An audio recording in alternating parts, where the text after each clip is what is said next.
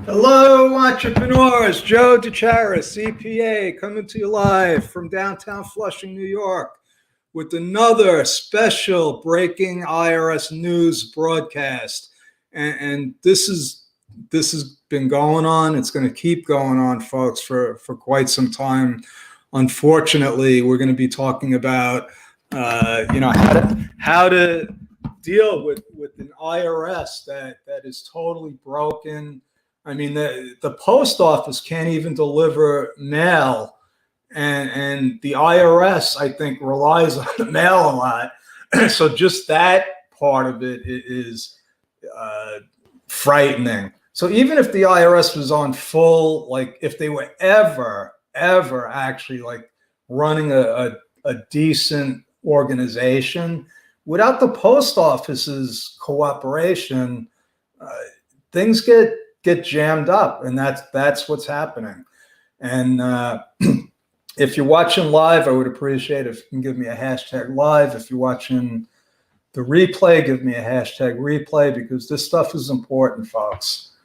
If you know me, I like to have fun, and I'm in a business that really isn't that fun. Bookkeeping and accounting. Somehow my team has figured out a way for us to have fun with it. But, we come across some serious issues that are easily solved. And it comes down to, you don't know what you don't know. And, after you do something, tens of thousands of times after 35 years, it becomes normal to you. You know what to expect. And I'm talking about myself in these situations. And I empathize with people that are in business now, that even if you've been in business for a long time, there's stuff going on now that has never gone on before. And if you're a seasoned entrepreneur, you know how to, dodge the bullets and you'll survive. But for new people, just solopreneurs that are just getting their feet wet, just trying to stay afloat, forget about making millions of dollars. If you're somebody that, you just want to have a business for lifestyle reasons, you want freedom, you want to be able to make your own hours. It's tough. It's tough to begin with. And now with the way things are, it's even tougher now. It's even more important to be able to pay attention to all the stuff that people don't want to pay attention to, which is the compliance issues. And that's what gets people into trouble. And, you talk to seasoned, experienced, successful entrepreneurs, and maybe even seasoned entrepreneurs that are broke. And they'll tell you that this ain't all a bowl of cherries. It's not all puppy dogs and rainbows when you're in a business. And if you're not doing it with your eyes wide open, you're going to get into trouble. You're going to get into trouble, and the people around you will suffer also. And that's just the way it is. So the first thing that, I would advise anybody is to admit. You have to admit that you just don't know everything, and that there's no possible way that you're going to be in business and do it by yourself. Okay? If you do that, I will pray for you. That's all I could say. I tell people now, I say, I can't believe how complicated it's gotten. Back in the day when I started my ice cream truck business, it was easy. It was easy. I mean, business was still tough. It just wasn't that complicated. It was simple. It was like, I leased an ice cream truck. I bought the ice cream. I sold it. I did get into a tax problem. Now that I think about it, I did get into a tax problem because I didn't file a sales tax return. And I spent the rest of my career trying to help people fix their tax problems because I know what it feels like.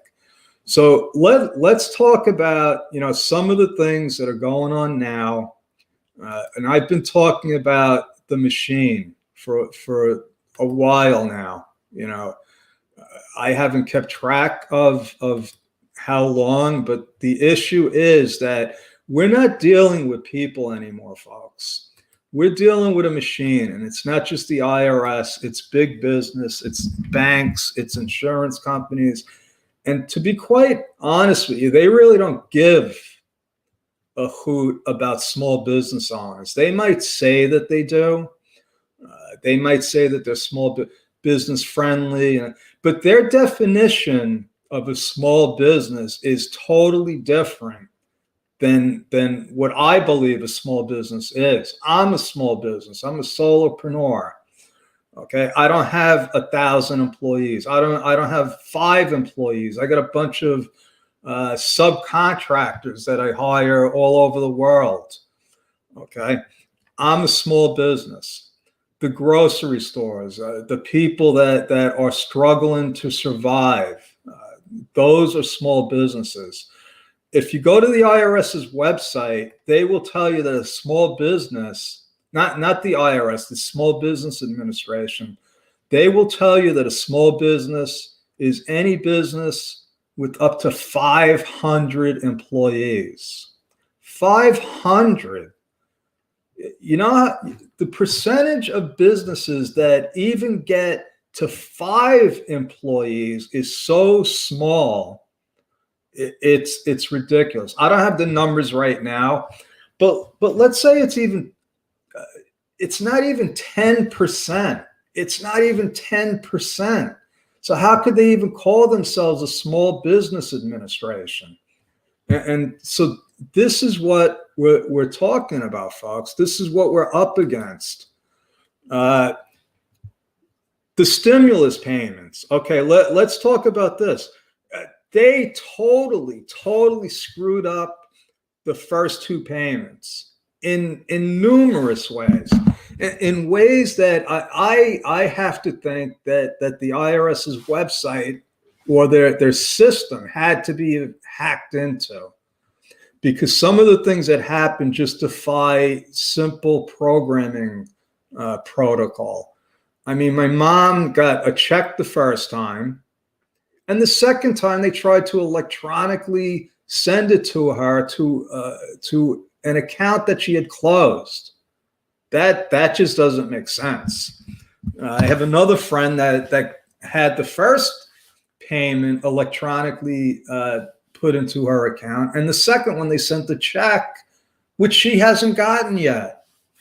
So they totally screwed it up. So now for the third one. So this is the if you haven't gotten your stimulus payment yet, because I got it the first day on March 17th, and I thought, wow, they fixed us. Well, now, I went on the IRS website, and it turns out that they're doing it in phases. I didn't know this because I had people calling me, and I said, wow, I thought everybody was getting it. Apparently, not everybody has gotten them yet, and if you didn't get it, it doesn't mean you're not getting it. So this is the website where you can go and find your where your payment is. Now, I've gone through this several times. I want to go through it again just as proof. This is a letter that a client of mine got regarding an inquiry from September 8th.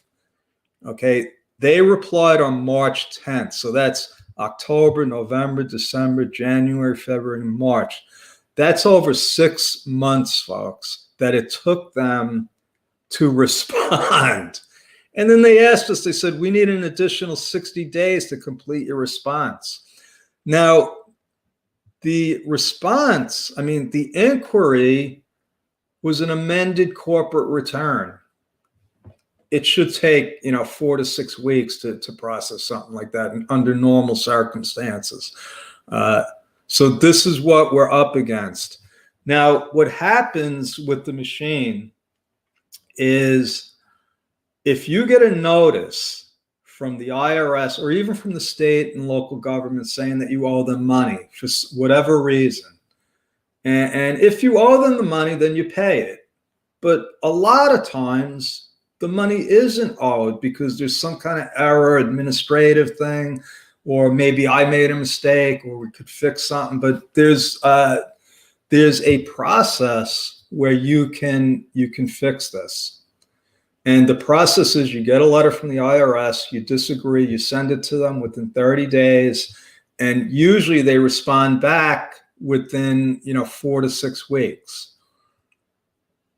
Well, what's happening now is and I figured this out starting last year. I would send a letter and we would get no response. And then my client would get another letter saying, you didn't respond.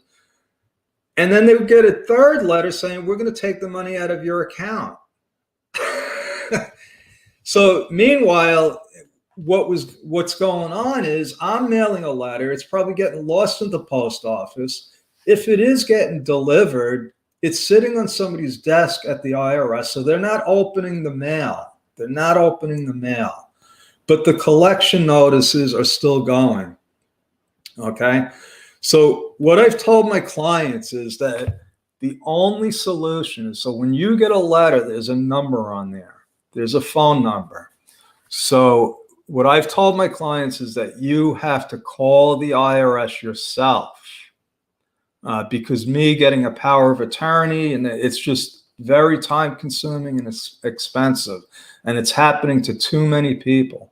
So the quickest solution is for them to directly call the IRS and say, we have responded. Now, this is if you've already responded, but you have to call them and say, we have responded to your request for information on this tax matter, and we request a hold on any collection action.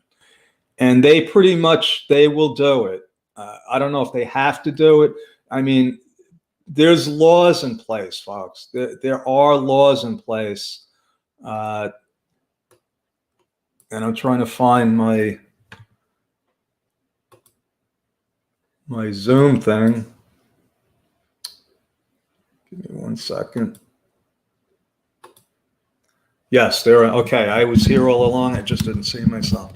So, the issue is here that you got tens of millions of small business owners trying to navigate an impossible situation. And the only thing we could do, the only thing you could do as a small business owner is try to buy time. Call them. Don't pay the money unless you're sure that you owe it. Too many times I've seen people just pay money that they shouldn't have, and then it's almost impossible to get it back. So the strategy here, folks, is to contact them directly. You might be on hold for 2, 3, maybe even 4 hours. You might even get a message that says, call back tomorrow, or call back another time. And then you're going to have to call back another time. The best time to call is on Wednesday mornings at 7:57 a.m. That comes from a reliable source, because that's just the way the system is. You're dealing with a system. Okay, and if you're lucky enough to get on the phone with an individual, they will help you, because they know what's going on and how hard it is.